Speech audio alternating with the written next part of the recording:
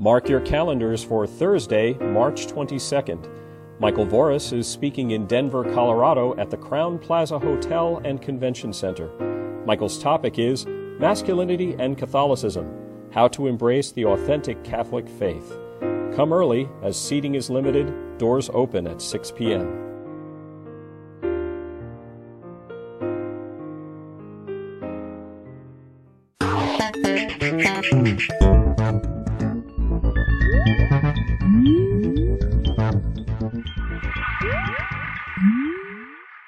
Hello everyone and welcome to the Vortex, where lies and falsehoods are trapped and exposed. I'm Michael Voris.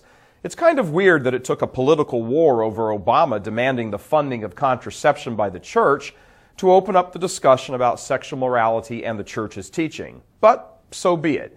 Now, before we begin, a word of caution. While we're obviously going to try and treat this subject as respectfully as possible, by its very nature, it might be construed by some as indelicate. It is, however, part of Catholic Church teaching, but almost never spoken of publicly.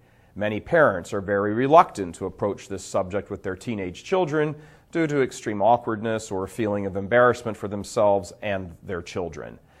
The topic is masturbation, and because it is a sin of the sexual dimension, it has the possibility of inflicting great harm or damage on the soul. It can easily lead to habit and open the door to other gravely disordered actions such as pornography.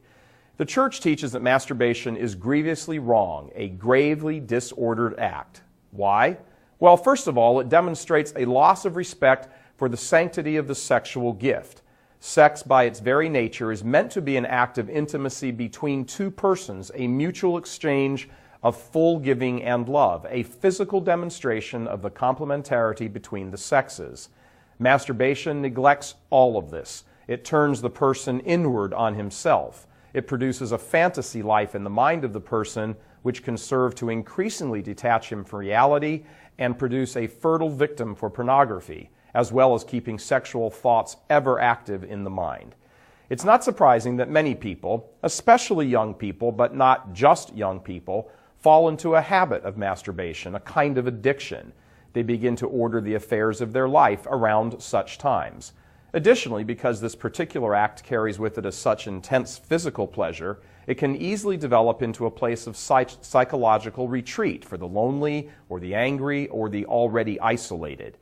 The psychological impact can result in the exact opposite of what such people need, which is to emerge from their own inner selves and form meaningful, healthy relationships with others and view themselves in the light of reality and not sexual fantasy. There can be little doubt that, given the temptations so numerous in the world today, that this particular sin should be viewed as the beginning of the collapse of Catholic morality. Masturbation is virtually celebrated in the entertainment media as something only slightly embarrassing and mostly humorous. This aids in it being downplayed as a sin. Many young Catholics today aren't even aware that masturbation is a sin, and a serious one at that. In the sacrament of confession, the gravity of sin in general, as well as this one in particular, is greatly downplayed.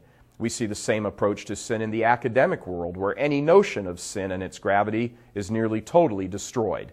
But for young Catholics, this sin is usually the first difficult challenge to their own personal morality. To fail to conquer this area of their lives can easily set the stage for even greater moral failings farther down the road. There is, of course, the popular culture response that masturbation is normal. Everyone does it. What's the big deal? Many things can be considered as normal and still be wrong. The Church often understands the word normal in the context of normal or usual for human beings being weakened by the material effects of original sin. It is, for example, normal for people to get sick, lose their tempers, lie, cheat, gossip, yet none of these should be thought of as good. For some people, arriving late to work or leaving early is quite normal, but ask their boss or their colleagues if such normal behavior is good, and you will undoubtedly receive a very unambiguous response.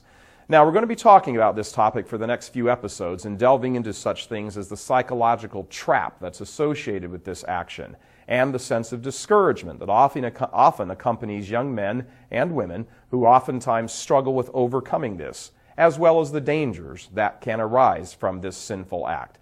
None of this is meant to be embarrassing. On the contrary, we hope that the somewhat anonymous nature of the internet might be the perfect setting for some people to hear a serious moral discussion of this and incorporate it into their own lives.